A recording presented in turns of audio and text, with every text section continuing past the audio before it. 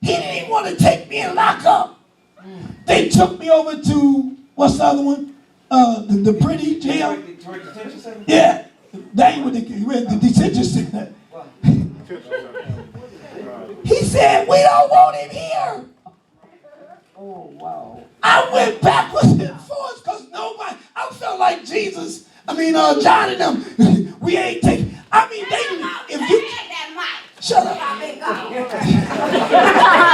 Keep it up, you're going to be constipated for a week.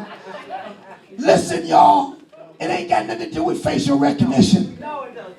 It's got something to do with bad cops and a bad system. And if you give, and I'm through with this, Theo, when I say this, if you give them another tool to misidentify us, how many of us got to be in jail? Listen to me good. How many of us got to be in jail for 10 years, 50 years, 20? I don't need to come on the 17th. I know it's wrong because if there's one question that is wrong, that's one too many. Because our sons and daughters are being released from jail every day from 20 years and 30 years and 27. I need to bring some of those brothers and bring them there who were falsely accused with all the information. Brother Hunter, just to cut you off, on October the 27th, there was 11 brothers that was falsely arrested that I am recognizing. Falsely, so I'm with you on that. So I'm not against you, I'm with you on that. Because yes, you're right. When I was with the police department and working on things, there were certain things that, although I knew it was kind of like interfering with my investigation, there was a gentleman that I was getting ready to take over to have a polygraph examination. Yes, you do. Yes, you do. He was getting ready to being taken over to a polygraph examination. He could, his attorney was coming up. I could have went around.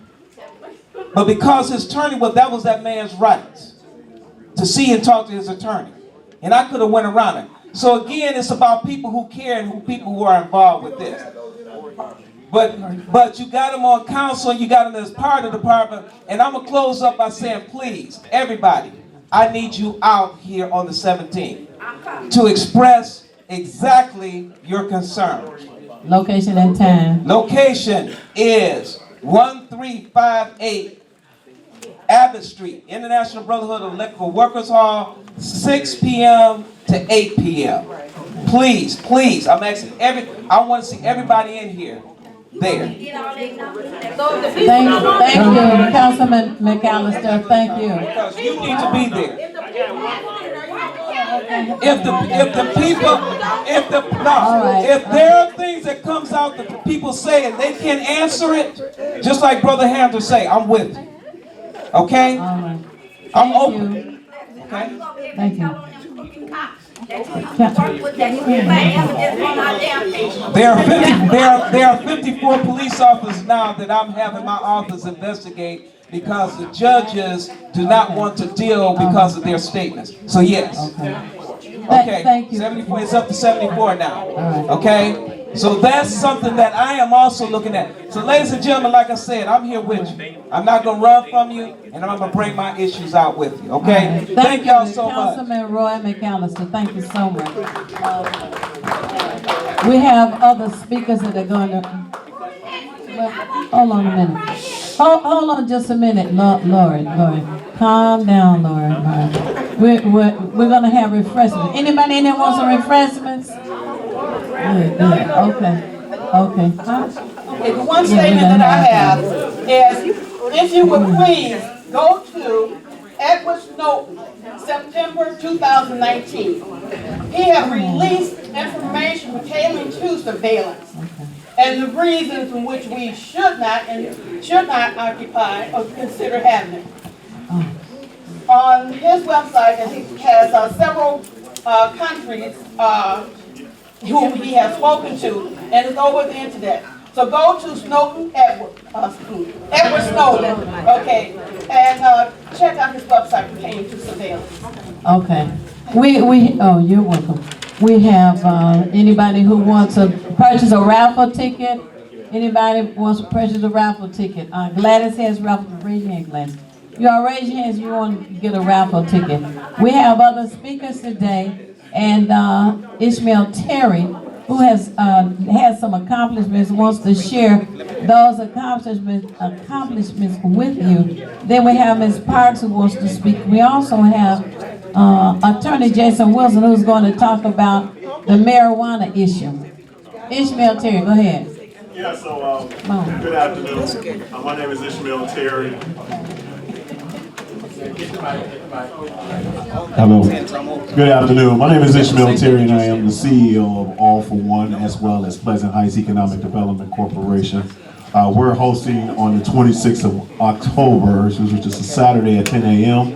We're renovating Kyton Park, which is over there on Lawton in Rochester. So we are excited about that opportunity of having people coming out and volunteer. We have a lot of organizations and a lot of corporate support that is actually going to come out there and volunteer some community service time to actually clean up the park.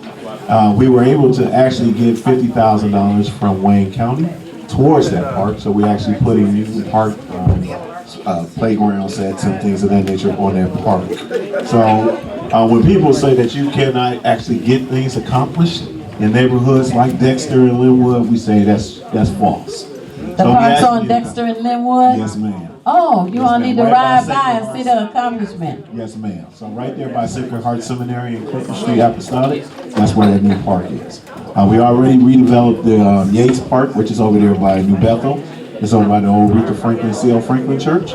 So if you go on Linwood and Pinkery, you'll see that park is already built. So we're actually going to be doing this same park as well. We also have our president of our organization, of our company, Darren Flock.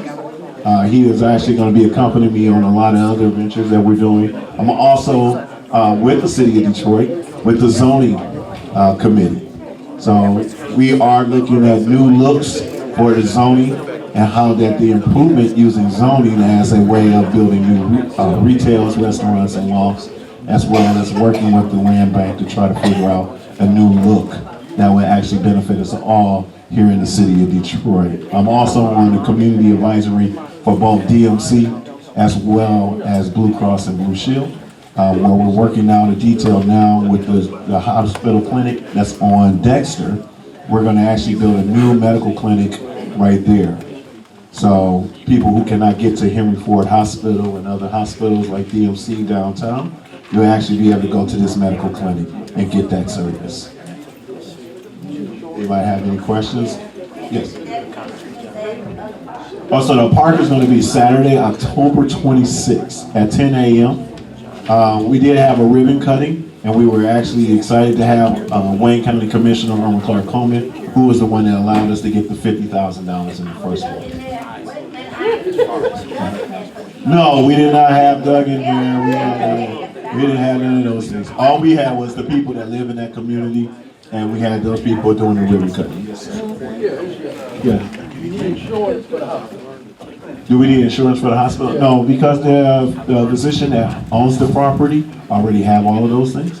So all we're doing now is actually going to renovate the whole place, and she'll be it's down the street from me, over there by McFall's Brothers Funeral Home. So we're going to be redeveloping that medical clinic into a 3-story medical clinic. This is for everyone. Probably three-fourths of the people in here are already precinct delegates. But if you're not and you want to become one, I have the affidavit. Theo Broughton, president, she asked me to make sure I can squeeze this in and take 30 seconds. So it's the affidavit. If you want to become a precinct delegate, just raise your hand and I'll bring your application. Thank you and God bless you. And do some work, because some of the precinct delegates I call, they don't even know what precinct delegate they in. Now we got to stop that foolishness too. All right, thank you, Reverend Yee. Yes. Okay, Ishmael Terry, thank you so much for your presentation. Ms. Parks? Oh, no, we're glad to. That's not. Ms. Parks? Yes, ma'am. I just want to know about the precinct delegate form. If you fill out the precinct delegate form, you know the precinct delegate form has to be notarized. And I am a notary. See, you was talking, so I thought you wanted people to hear you, so I gave you the mic. Oh, Lord. Henry, where's Ms. Parks? Now, this is the paper here Oh, okay. All right. At our meetings that we have on the second Saturday of every month, as you all know, we bring as much information as we can gather, and Ms. Parks is going to give us some information about elder abuse. After that, we're going to have Virginia Emanuel speak. You got a microphone? Okay, I have a mic. Okay, go ahead. Hi, everybody. So my name is Kimberly Parks. I have a made-up last name, so I'm related to like no other Parkses other than my immediate family. So either way, off topic. So I am a staff attorney with an organization called Neighborhood Legal Services Michigan. It's a nonprofit organization that was established in 1966. And one meeting over here, you might need an attorney tomorrow. Not me. So as my actual office, the Elder Law and Advocacy Center, was later established in 1996 to better serve the needs of older adults within Wayne County. So my office is also a nonprofit. We receive funding from grants to actually provide legal services for individuals who are 60 and older who live in Wayne County. Yeah. So if that is anyone in this room, our office is able to provide those legal services for free because of the grant funding that we receive. Someone was talking earlier about knowing the organizations that you can access for resources. One of those is my organization as the Elder Law and Advocacy Center. I actually added my brochure up here. Sure. Which gives you the phone number and address for my office. We are located in Redford, but we serve all of Wayne County. Now, our funding actually comes from the Detroit Area Agency on Aging to serve the Detroit area population. So that is another organization that older adults are able to access to get more services and more resources. So, it was a quite elevated conversation earlier. I was asked to talk about elder abuse. I'm not used to being the conversation that is actually less stressful, I guess.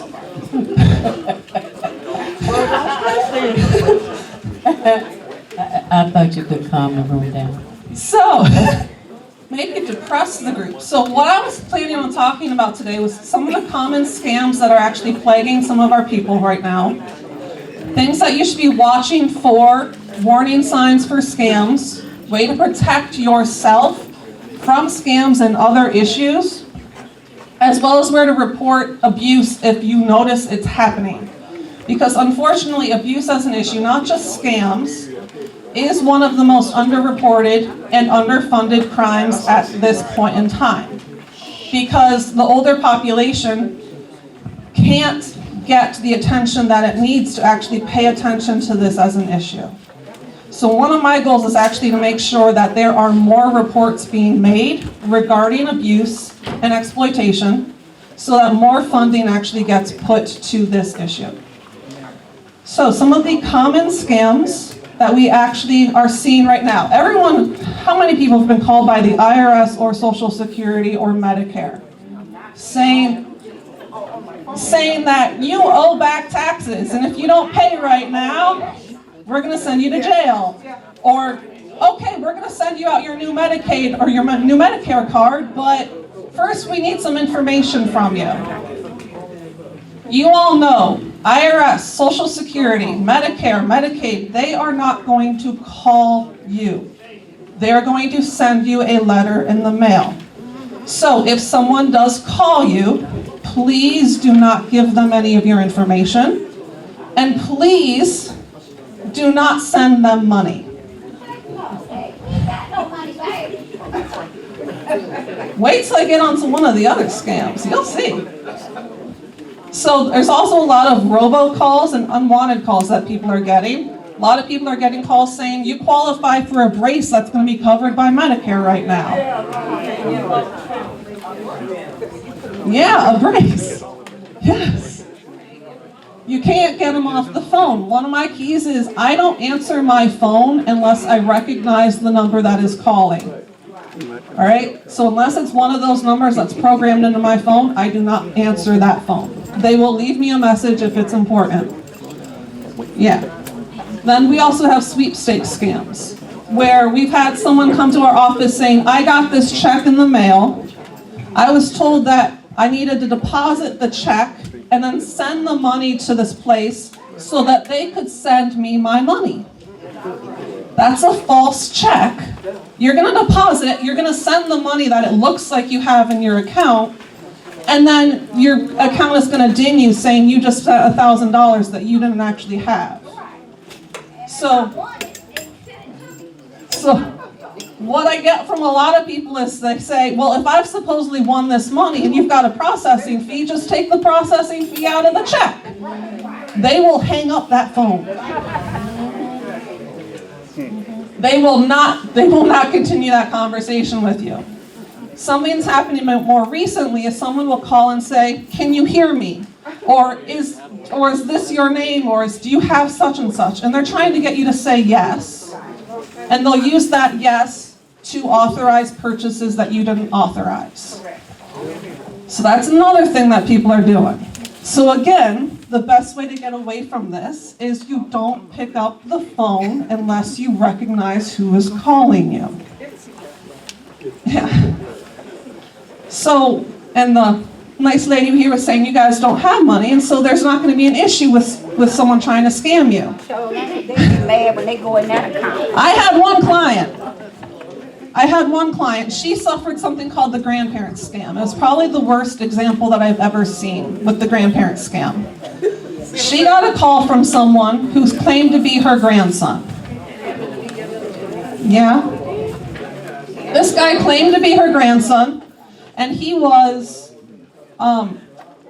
emotional because he said he was in another state. He was there for a wedding. He had maybe a little bit to drink, but definitely not over the legal limit, but he had gotten into a car accident. Same thing. This guy sent his grandmother to his attorney to tell her how much money they needed to pay his legal fees. This woman sent that money. So they realized this is someone that will do this.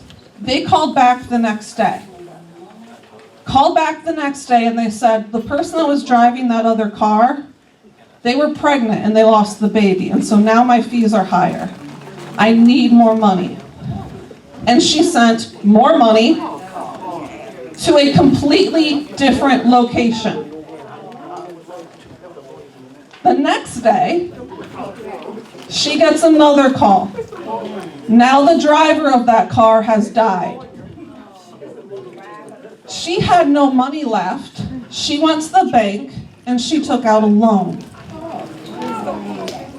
So she was on her way to actually send that money when the teller realized that something was wrong, called her back and canceled the loan.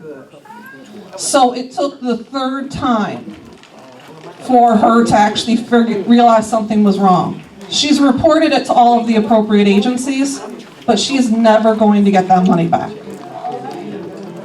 So these places, they will sometimes do research. So they will say, they know your information, they know your grandkids already, because your grandkids are on Facebook even if you aren't. So they can do some research. Or they'll call and say, hey grandma, it's me, and you fill in the blank. And they always say, please don't tell mom or dad, I don't want to get in trouble, please, can you just... Exactly.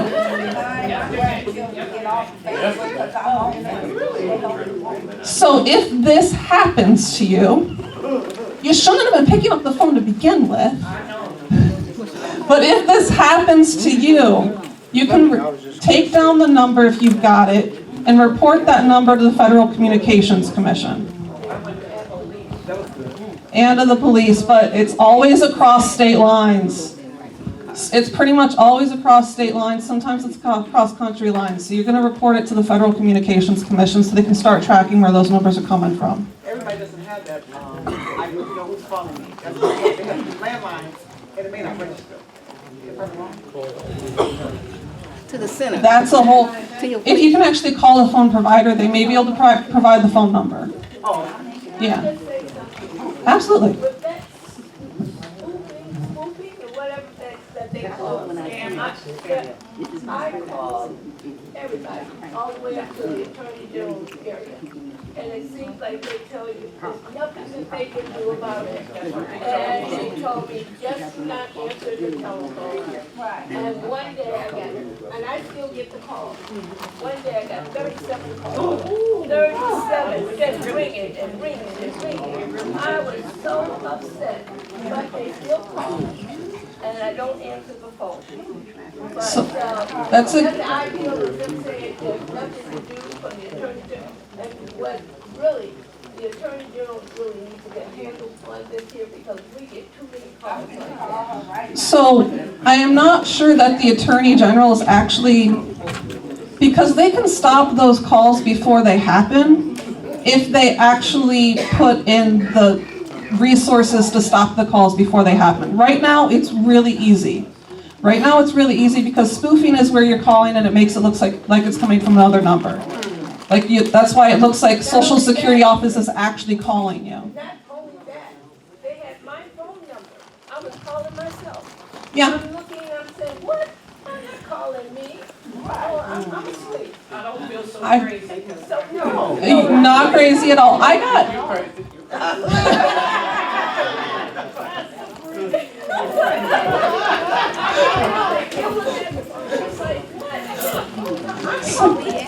so they'll also make it look like it's your area code and then your exchange calling. They'll do robocalls, so it's basically, they just call random numbers, they don't even know if it's a real phone until someone picks up. So, right now, there's not really much in place to stop them, other than prosecutions, which have happened. But they have not been extensive, because it's hard to track, because they're able to make it look like random people are calling. Someone wants to come in. Yeah.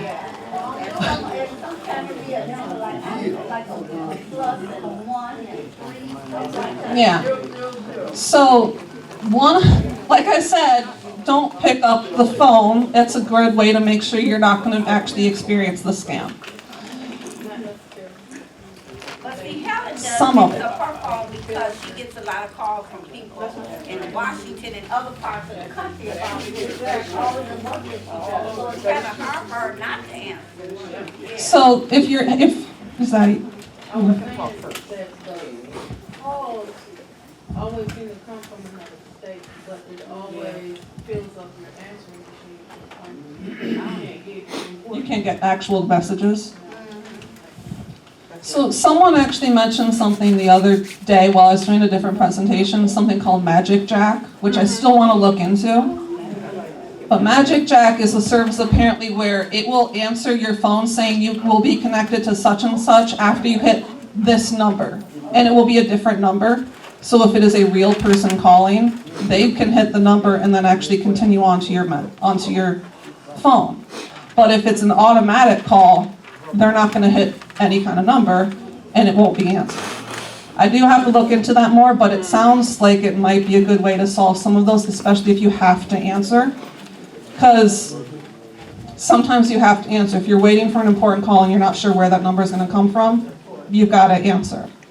But if it seems like I'm selling something, I'm someone that you should know, but I'm disguising my voice, you hang up the phone. I usually just repeat one phrase repeatedly until I hang up on me, and I'll really keep it. Just repeat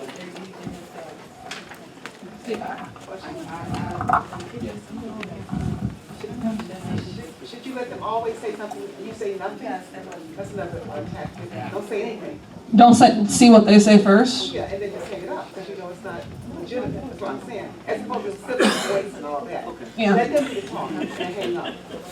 So one thing that does concern me about that is, I watched John Oliver. I don't know if you guys know who that is. John Oliver's got an HBO, The Daily Show, and he actually talked about these robocalls pretty recently. And it was one of those automatic voices.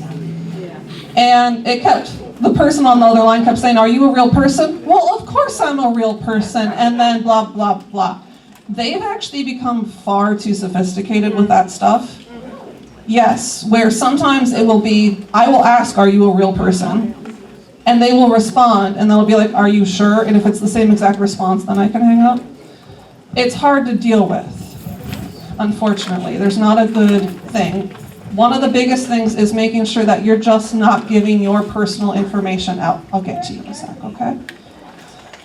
Just don't give your personal information out over the phone. That includes your social security number, that includes bank account numbers. Yes, people will do that.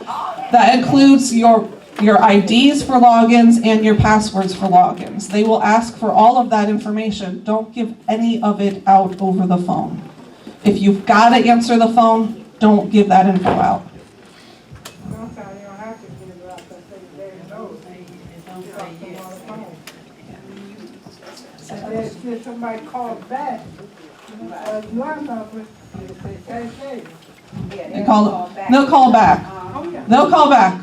Part of the issue is once you've picked up that phone once, they know that now that that's a live number and you're actually more likely to get more calls. So that's a lot of the different phone scams that are happening right now. Your tactics are don't pick up, or if you pick up, hang up as soon as you realize it's not legitimate. Report it to the Federal Communications Commission, and never give your personal information out over that phone. There are other scams that do generally target older adults, including the romance scam, because there are a lot of older adults that are starting to use Facebook, that are starting to use the other dating apps that I cannot think of right now because I would not go on them. Dating. Tinder would be a little scary. But so a lot of older adults are using those kinds of apps, or they're using those kinds of social network devices, and you befriend someone in another state. We had this happen with another individual in our office, where she made friends with some random person in another state who told her this sob story about how she was trying to take care of her young children. And could you please send money because she needed to buy them Christmas presents. And then she needed to pay for the surgery, and then she needed to pay for X, Y, and Z. And when her family actually started looking on Facebook, they contacted this person's family and realized that her kids were full of grown adults, and she had a drug problem. So these are another type of scam that sometimes people will deal with. This might be a scam call.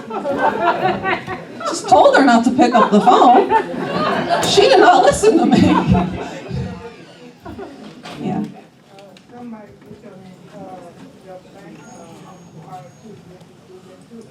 If they get your bank card. Yeah.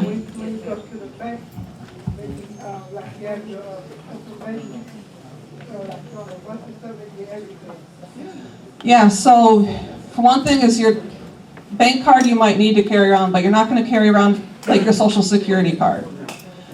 I found a wallet when I was heading to my sister's birthday party one time. It had this young girl's ID, driver's license, work ID, social security card, and absolutely everything else I would need to know to steal this girl's identity.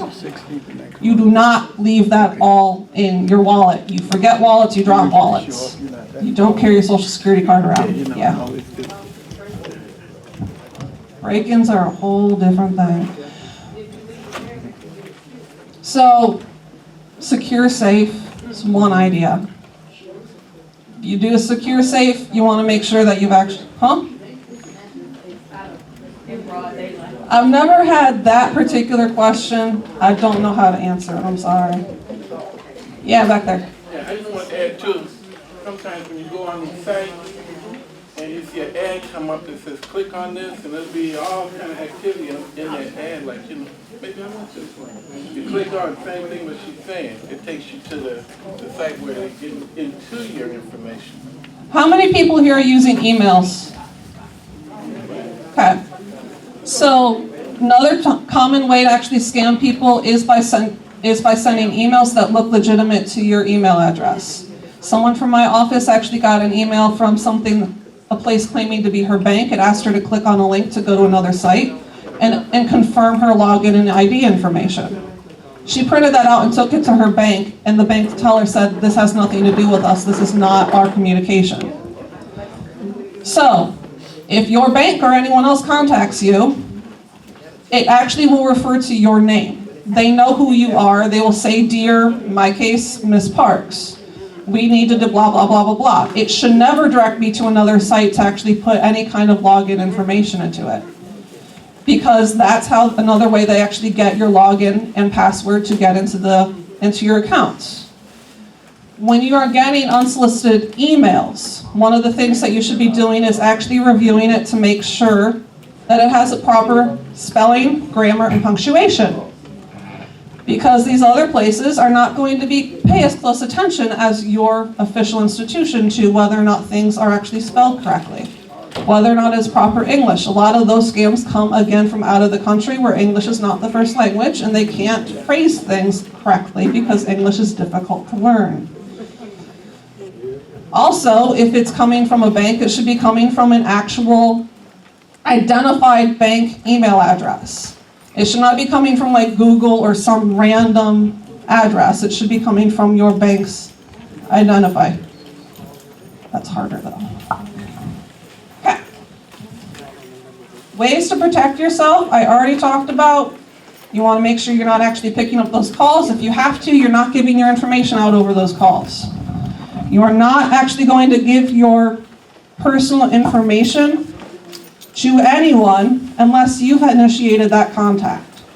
So if your bank supposedly calls you or texts you, you're going to actually call the official number for that institution. You are not going to call the number that they gave you. To confirm, I just received a call, is this legitimate? Okay? So the warning signs, we already talked about some. It's unsolicited phone calls. It's anything that's too good to be true. You won $2 million, all you gotta do is pay this $200 processing fee. That's not a good plan.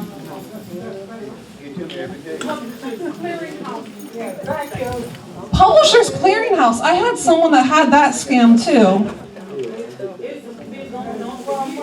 Fun thing about Publishers Clearinghouse is they know this scam is going on and they have information on their website. They don't notify you before they go out. They don't.